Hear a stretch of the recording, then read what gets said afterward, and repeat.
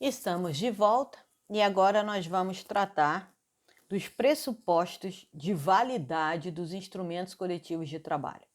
Primeira coisa que vocês precisam saber é que esses pressupostos de validade estão listados nos artigos 613 e 614 da CLT. E também é importante que vocês saibam que a matéria pressupostos de validade é uma matéria que não é pacífica na doutrina, pessoal. Nós temos doutrinadores que defendem correntes diferentes a respeito disso. A gente já vai falar. Mas quais são os pressupostos de validade de um acordo ou de uma convenção coletiva? E o que quer dizer pressupostos de validade? Vamos começar entendendo o que são pressupostos de validade. Vocês já estudaram isso, eu tenho certeza, em outras disciplinas, que pressupostos de validade são aqueles requisitos previstos em lei que precisam ser preenchidos para que o negócio jurídico seja considerado válido. Então, a gente tem os pressupostos de validade, que pode ser a forma como um negócio jurídico deve ser realizado, se a lei assim prevê. Alguns negócios jurídicos precisam indicar a sua duração, por quanto tempo serão válidos, dentre outras coisas. No caso das convenções e dos acordos coletivos, os artigos 613 e 614 listam alguns pressupostos para que eles sejam válidos. O que quer dizer que se esses pressupostos não forem preenchidos, os instrumentos não produzirão seus efeitos. E é justamente sobre a exigência desses pressupostos, ou de todos, ou de alguns pressupostos, que a doutrina diverge. Tá? Então, vamos começar a analisar esses pressupostos. Os pressupostos de validade são que os instrumentos de acordo coletivo, os instrumentos de negociação coletiva, acordo coletivo, convenção coletiva, sejam escritos. Por quê? Não se admite acordo ou convenção feitos na modalidade verbal ou na modalidade tácita. Até porque uma cópia do acordo, uma cópia da convenção coletiva, precisa ser depositado junto ao Ministério da Economia, antigo Ministério do Trabalho. Vocês irão ler na Constituição, mas Ministério do Trabalho. Como você vai depositar uma cópia se você não a tem na forma escrita? Imagina o sindicato chegar lá e reproduzir verbalmente para algum servidor do Ministério qual foi o acordo firmado, né, entre o sindicato, representante da categoria profissional, e a empresa. Não tem lógica, né, pessoal? Então, precisa ser escrito. Além disso, os artigos mencionados, 613 e 614, vão dizer que é preciso dar publicidade ao acordo ou à convenção coletiva. Mas dar publicidade para quem? Para a sociedade? Não, para os interessados. Para os principais interessados. Quem são os principais interessados? Os trabalhadores. E como é que a gente vai dar publicidade? A empresa deverá fixar uma cópia do acordo ou da convenção em local interno de grande circulação, ou seja, em que todos os empregados, ou a maioria deles, possa ter acesso ao inteiro teor do acordo ou da convenção coletiva. Tá certo? Então, a empresa tem que colocar lá num local, né, onde os trabalhadores tenham acesso e possam tomar conhecimento das cláusulas do acordo ou da convenção coletiva. Então, nós aqui já falamos de 3 requisitos. Ser escrito. Por quê? Porque uma cópia deverá ser depositada junto ao Ministério do Trabalho e a outra deverá ser afixada, né? Uma cópia também deverá ser afixada nas dependências da empresa para que os trabalhadores possam ter acesso ao inteiro teor. Então, esses são 3 requisitos. Tem mais? Sim. Os acordos e as convenções coletivas de trabalho devem ter uma cláusula dizendo a sua duração. E aí vamos lembrar do vídeo anterior que a reforma trabalhista limitou a duração a 2 anos, não permitindo mais a ultratividade. Então, não se admite mais a ultratividade dos instrumentos coletivos de trabalho, tá?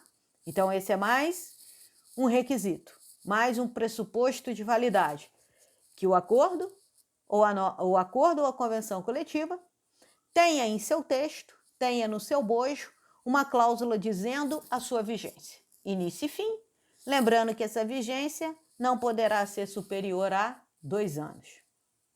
Falamos, então, de 4 pressupostos. Temos mais? Sim.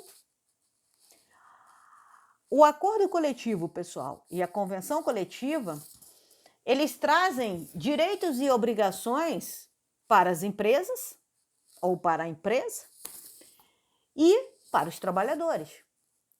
Por certo, né, os trabalhadores são os maiores interessados nos acordos e nas convenções, que vão refletir diretamente no seu contrato de trabalho com aquela empresa. Então, eles são as figuras mais interessadas, eles são os personagens que mais têm interesse nisso. Porque os reflexos de um acordo coletivo, de uma convenção coletiva, serão sentidos, serão incorporados aos contratos individuais de trabalho daquela categoria. O que estiver ali estipulado valerá por pelo menos, ou 1 ano, ou no máximo por 2 anos, né, nos contratos individuais de trabalho. Então, sem dúvida alguma, os trabalhadores são os personagens mais indicados, ou mais interessados. E aí? Eles vão estar alheio ao que o sindicato vai negociar? Claro que não. É óbvio que o sindicato tem legitimidade para representá-los. Mas o sindicato não tem legitimidade para decidir se aquelas regras negociadas devem ou não valer. Quem é que vai decidir se aquilo é bom ou ruim, se deve ou não ser aprovado? Os próprios trabalhadores. E como é que eles fazem isso? Por meio de assembleia. Então, eles vão votar o acordo coletivo ou a convenção coletiva de trabalho. Eles vão dizer se aceitam, se não aceitam.